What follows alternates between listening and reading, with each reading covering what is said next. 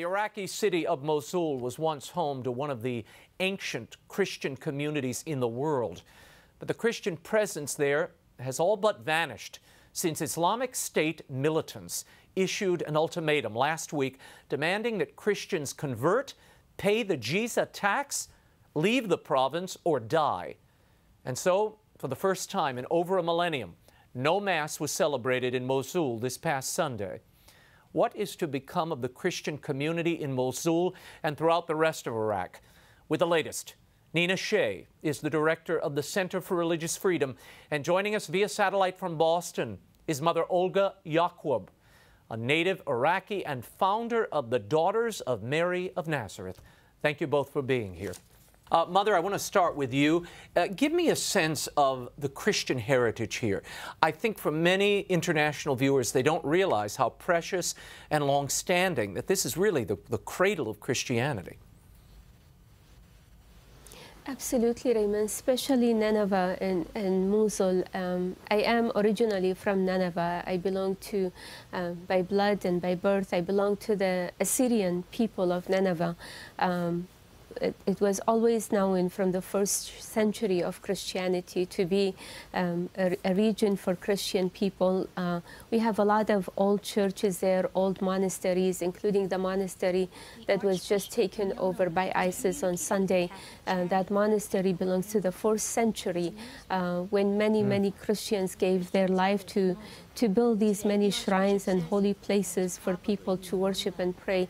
So it's such a tragedy and a loss for not only really for Christian community who's losing such a very old historic place for our tradition and religion, but also for all the Muslim people who experience the goodness and kindness and generosity of Christian people in that region. So it's unfortunate, it's a true tragedy that will impact everyone's life, not only just the Christians that have lost so much since especially this past weekend in Mosul. Yeah. Nina SHEA, we have been talking about this issue, this part of the world so embattled and ripped apart since the early 2000s. What is this? I mean, we're talking about a community here, the Assyrians. They've been there for 6,000 years. For the last 2,000 years, you have this Christian heritage. It is utterly displaced, is it not?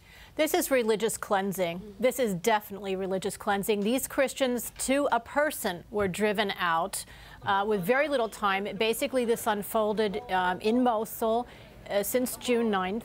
And last weekend, of course, was the end of them. There is not a single Christian left in Mosul, and they took everything they had. They took their homes, their businesses, their cars as they were driving out. They took wedding rings, sometimes with their ring finger attached. Oh my gosh. So they are left with nothing, they're destitute, they're homeless, and these are skilled people, professional people. Their talents could be used if they were to get a leg up somewhere. But it's more than a tragedy. It's a crime against humanity what's happened. Well, just to give people a sense, 500,000 refugees have vacated this part of Iraq since June 10th. I mean, this is staggering. Mother Olga, you've been in touch with friends, family in the region. Give me a sense of what you're hearing from them. I'm sure they're on the run as well. Yeah, absolutely. On a daily basis, really, Raymond, I speak to, laity people and families and neighbors, but also a lot of bishops. Like today, I spoke to one of the bishops for 3 times throughout the day, and all the bishops of Mosul were meeting with Patriarch Luis Sacco in Erbil to come up with some of the really strategic plan, because if this is not going to be fixed, as you all are well aware, like these people lost absolutely everything, like things that they worked for generations and generations, each family, to build homes and businesses and everything. It's absolutely taken away from them. So one of the things they were asking the government, and particularly the government in the Kurdistan area, to make sure that they would continue to offer resources and welcome the refugees, because literally that's the only safe haven for them now, whether in Erbil or Duhok, and some of them are already in Kirkuk. But as you know, it's not safe there either. So they are trying to think ahead, like what if this this is not going to be, changed, how we can provide permanent places for them. As maybe some people know that these are the hottest months in Iraq, like literally 120 degrees, temperature, and, without proper shelter, without enough food every day, enough water. I assure you, I've been on those roads in 1991 during the first desert war. We were displaced, we were in the desert. A lot of children and elderly didn't survive, and it will be the same if enough humanitarian aid will not get to that region. And if people won't speak up, really, this is, as many people are saying, including the patriarch, this is a crime against humanity. It's not about just Christianity. Mother Olga, I'm just going to hold you there for 1 second. Nina, what is the end game here? What does this ISIS seek to achieve by moving town by town and taking this territory? They already command an area larger than London. Yes, they want to establish a caliphate, an Islamic state. That's what they're calling it now. They want to rule as a theocracy, and they want to have control over the Muslim world, and also parts that were even part of the Christian world, such as Mosul, really. They're eradicating every trace of Christianity and biblical history. The churches are all shuttered. They've taken down the crosses. They've burned some of them. They've taken a sledgehammer to the ancient sarcophagus of the prophet Jonah, which has been lying there for thousands of years in Mosul, in Nineveh, and that's on YouTube. You can see that on YouTube. It's actually shocking, this radical extremist transformation of the society.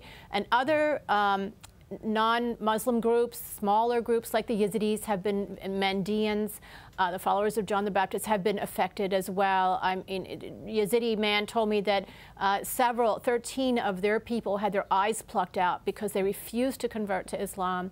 Wow. Moderate Muslims, tolerant Muslims who speak out. One was killed. He's a professor of the University of Mosul, in the University of Mosul. And he spoke up and said, the Quran does not say that you should do this to the Christians. You shouldn't drive them out. This is un-Islamic. He was killed on the spot. Wow. It's shocking. Ban Ki-moon, the UN General Secretary, has said this just this past weekend. Any systematic attack on the civilian population or segments of the civilian population because of their ethnic background, religious belief, or faith may constitute a crime against humanity for which those responsible must be held accountable. Representative Frank Wolf heard this, and he took to the congressional well. Here's what he had to say. I believe that what is happening to the Christian community in Iraq is genocide. I also believe that it is, quote, a crime against humanity. Last Thursday, the Islamic State of Iraq and Syria, more commonly referred to as ISIS, gave the few remaining Christians of Mosul until Saturday to leave or be killed. ISIS is systematically targeting Christians and other religious minorities in Iraq for extinction. Mother Olga, why is the UN unable or unwilling to call this what it is in Iraq? Yeah, unfortunately, and that's the struggle of all of us who are watching this happening, and especially even, our Christian leaders in Iraq, they are begging for a voice on their behalf to really speak the truth and name it for what it is.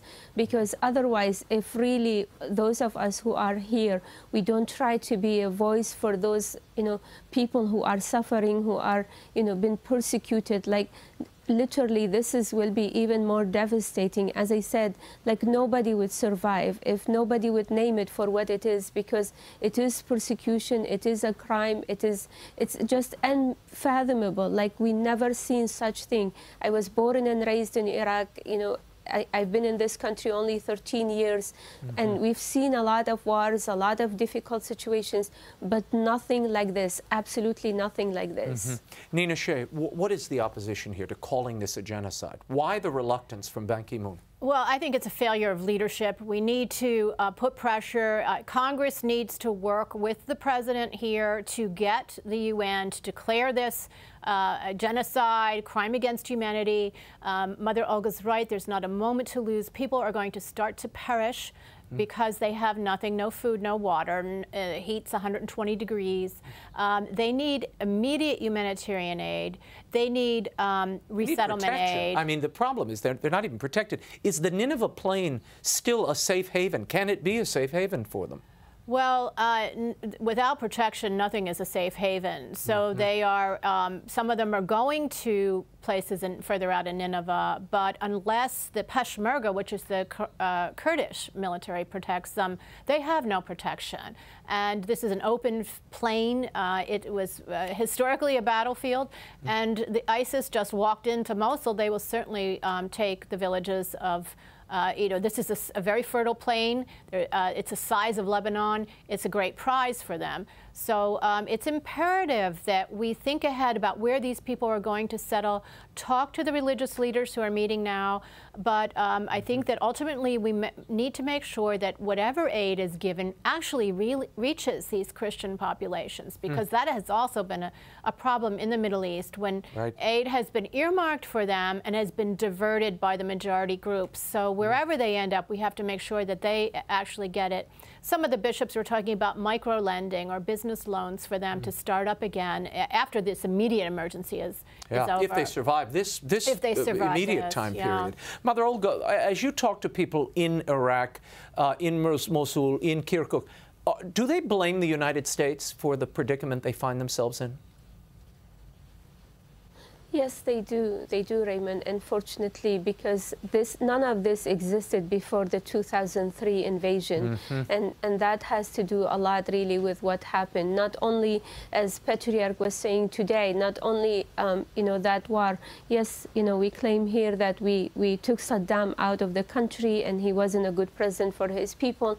But really, the reality, they didn't take Saddam out. The Patriarch was saying they took the whole country. Iraq is no longer Iraq that we all knew, and we grew up in that country.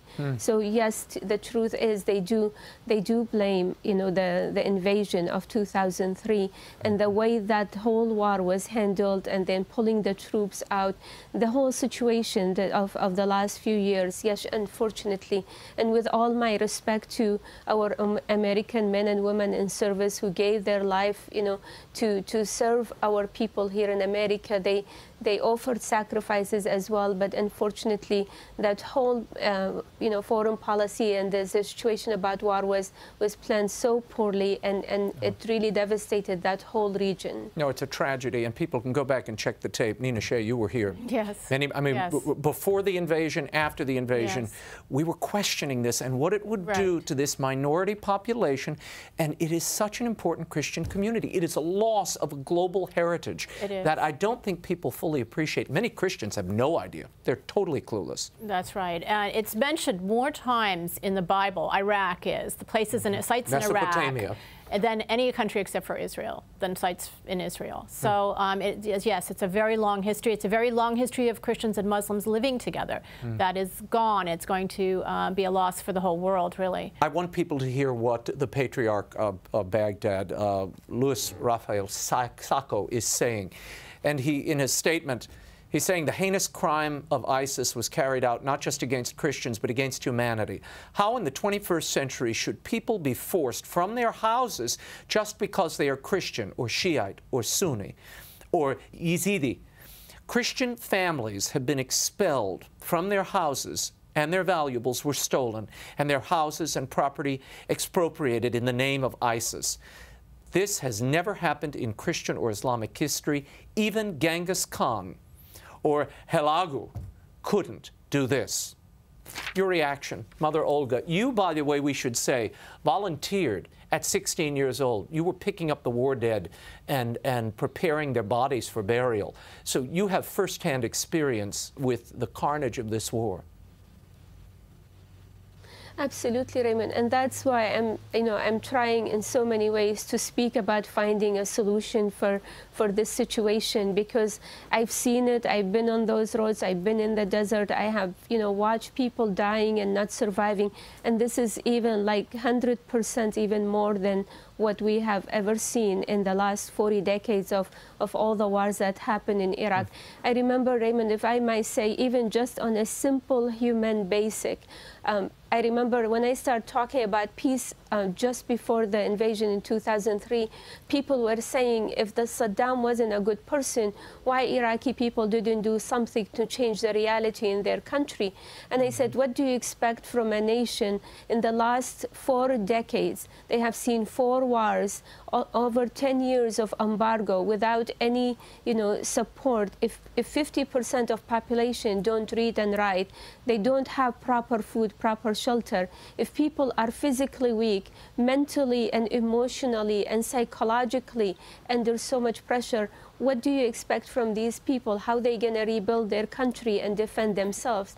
So what I'm really hoping that the whole world would hear and stand beside the Iraqi people, those who are suffering because of this crime that's happening in our day and in front of our eyes. Like really, not only these people won't survive physically, but even those who would survive, if we don't have proper, shelter to feed them, to help them to go back to schools. Can you imagine how many thousands of children have been out of schools, those who didn't finish this school year, those who might never go back to school again, and then we expect from Iraqi people to build their country? I just feel these are just basic needs, like food, education, to give just basic needs to these people. Help them to realize that they have dignity just like everyone else. How much we care about animals in this country, which is something beautiful people do. And we have people are starving, and without anyone to even speak on their behalf and be a voice for them. Nina Shea, what is the answer here? What should the American policy be? What should the international community be doing?